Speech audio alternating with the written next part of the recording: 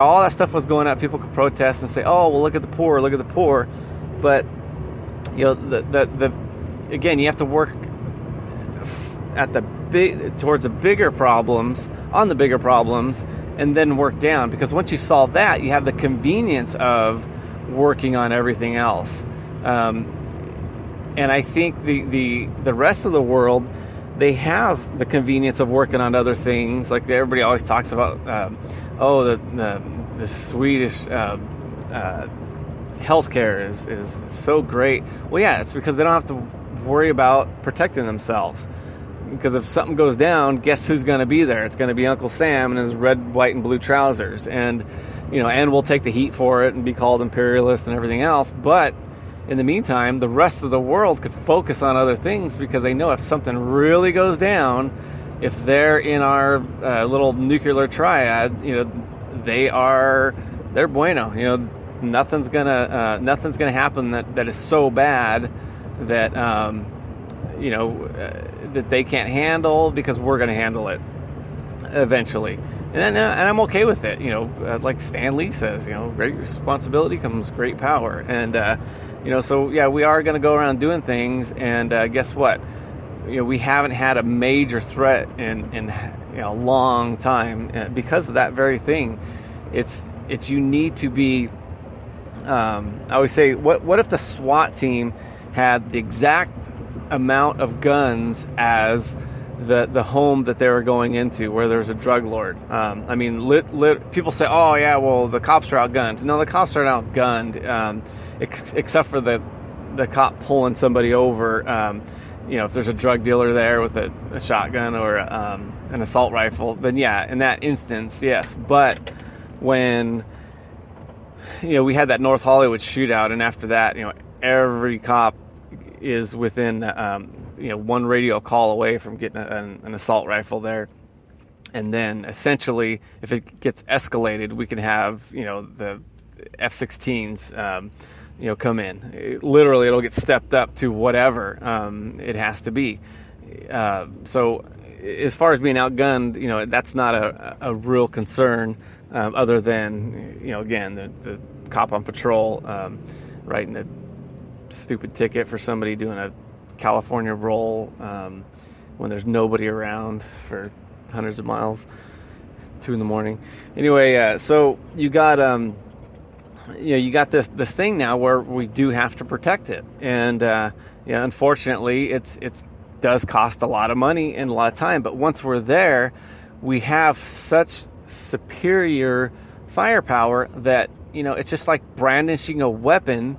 If you're at an ATM machine and somebody comes up with a knife and you just pull I talked to some dude at a driving range, at a shooting range, and he was going to the ATM with his friend, and they were in San Bernardino, beautiful San Bernardino, and he pulled his flannel to the side because some guy was coming up to rob him, and he said, "Do you really want to do this?" And showed him the weapon. And the guy just turned around and went into the dark, and of course that never gets reported on any statistics. But that happens probably more often than we realize, because it's just gets mentioned in passing. So yeah, you got the cops that are showing up to this house. If they have about the same amount of guns as the suspects inside, it's going to be a bloodbath. I often think about when we go on these long, we call it the ATF runs. It's a bunch of sheriffs and everything. So we'll have like 2 firing ranges just in the middle of nowhere. You have 10 guys shooting that way, and then you got 10 of us shooting the other way. It's like an angle. And I was thinking, and they all have the AR-15s and blah, blah, blah. And so we're all shooting our guns, and I'm thinking, can you imagine if somebody just all of a sudden, for whatever reasons, said, "Hey, turn to each other. We got to fight each other now." I'm thinking, I was just scared of even thinking about it. But if there's 20 of us and there's just a couple cartel out there, bring it on. That's fun almost. But when the odds become even, Eek, I don't know. It gets a little scary. So, like these wars that we fight now, we haven't fought an even-handed war in a long time, and it's not by accident. But can you imagine if we, like everything that we have now, when we decide to go into war, if it was with somebody that had the same amount of military power as we do, that would be the scariest thing, more scary than just going to any one country and doing anything. I mean, you're talking about you could get everything wiped out so fast, and things could change so fast because the magnitude of what's going on would just change everything. You almost can't even calculate it. Where back in the day, you can, okay, I'm going to lose this many soldiers in this, but we got some of these countries only have like 2 aircraft carriers, and if we wipe those aircraft carriers out, that's it. They're done. And I think we have 11, maybe 12 now, and so. What if we fought another country that did have 12 aircraft? And so we are a little heavy-handed when it comes to that. So yeah, we're going to be a little more pushy when we decide what we're going to do and not do. But I think we got to look for the benefits of that, and not just the pitfalls. Because like I said, you want your SWAT team to go in there and to just be over the top, and usually it ends more peaceful that way. It sounds counterintuitive, but just like with us, we go into, let's say we're ever going to go into North Korea, we're going to show a heavy hand. We're going to bomb the crap out of a neighboring country just to say, all right, this is what you're dealing with, like we're doing to Afghanistan, and rightfully so, when we're taking out these terrorists. But all we're doing is saying, all right, really, Kim Jong-un, this is, just take the slide and put your country underneath the slide, and imagine what that's going to be like. We could level, and it's just so you have to have that heavy hand to be influential. Otherwise, if we had the exact same military as he had, a bunch of 4'2" soldiers running around with the airplanes that you probably have to take a prop and get outside and spin it before you fire it up. I mean, it's it would be a different thing, but now we could be a little more heavy-handed and effective if we have to, because obviously we're not doing it just to do it, because we do not want him to be successful with putting a nuclear warhead on something that could reach other countries, because then it's gonna piss a lot of people off, and you piss this person off, and then now we're getting closer to that even-handed raid that the SWAT team has to do. If we could just cut it out from the very beginning, and then his allies will just pretend like, hey, it's all right.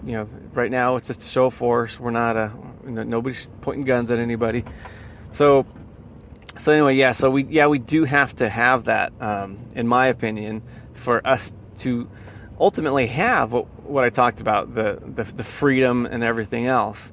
But one thing I was reading is you have these old battleships that we took out of mothballs, and we put like the Tomahawk missiles on there, and those things will go like 1,000 miles, and they could pretty much, we could turn them and do whatever, and they just cruise at like 400 or 500 miles an hour. I think we could even put a nuclear warhead on them, and that's what we pulled out of retirement. And then they're talking about putting because we used to have these things, the Harriers, where you could take off straight up. It sounded good because you could go up off of an aircraft carrier. You don't need the runways, but they were just too slow, too heavy. And but at one point, we were going to put an aircraft carrier and a battleship together. And you're talking about one of these things could literally end. It could have ended World War II. Just one of them. They have defense. They have machine guns that are just automatic. Anything that comes at it, it's like a lead rope. And for defenses, and then the offenses, like I said, you got your Tomahawks, and then if you could put the fighters on there too that have ranges of infinity, because they could be refueled in the air. I mean, it just doesn't end how great it is. But once you have that, we could focus on domestic and other problems, Because I'm telling you, if everything was even, if the world had an even threat between all these crazy countries, we could care less about saving the earth, climate change and all this. The only reason we're even talking about that is because things are so good, because of our military is even better. If in World War II, when we did have that even-handed kind of threat, everybody could go against anybody, because it was who knew who was going to win. I mean, at any one point, if Hitler would have woke up from one of his sleeps, if people weren't afraid to wake him up, it could have changed the whole. It could have changed history. I mean, I think when we when we went to Normandy in France to, I guess, get rid of the Germans that were occupying it. Hitler didn't think we were going to invade on that day. The weather was bad and everything, and he was sleeping. And his guys were afraid to wake him up. We could have started. They could have started a defense. They could have moved some stuff back, but they didn't. And so the tide of the war changed. So we were that close. So I think that that's why you never heard of, we need prescription drugs for everybody, blah blah blah, back then, because people were dying of real, not real problems, because if you need prescription drugs, that's a real problem. But we didn't have the luxury of worrying about that kind of stuff back then. We were just trying to survive. So that is one advantage of having this big ugly military that everybody talks about. And sure, there's going to be abuses of it from time to time, but there's going to be abuses of government, period. That's just the way it is. But I think we have the least amount of abuses because we have checks and balances.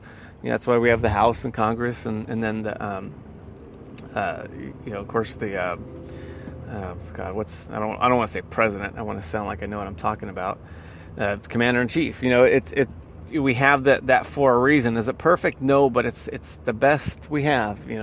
Thus far. If somebody comes out with something better, I'm willing to say, okay, let's do a case study on that. You try it, see how that works out in 200 years, and then we'll talk. But no, just to change what we have is not the best thing in the world. But I guess it all comes down to appreciating what we have here in America. And yes, sometimes it's ugly, the things that we have to do to keep it, but it is necessary. And I think when we're here too long, we tend to look around and we see all the benefits from all the stuff that America has to offer, but the cost, sometimes we don't really appreciate it or want to pay it. And to tie all this in is when we have anything in life that is worth doing, there is going to be a cost involved. And the thing of it is one, we have to appreciate it if we really want it, and then we have to do it. And I think we did that here, and now we have to spend equal amount of time in preserving it. That's just my opinion, guys. We'll talk to you.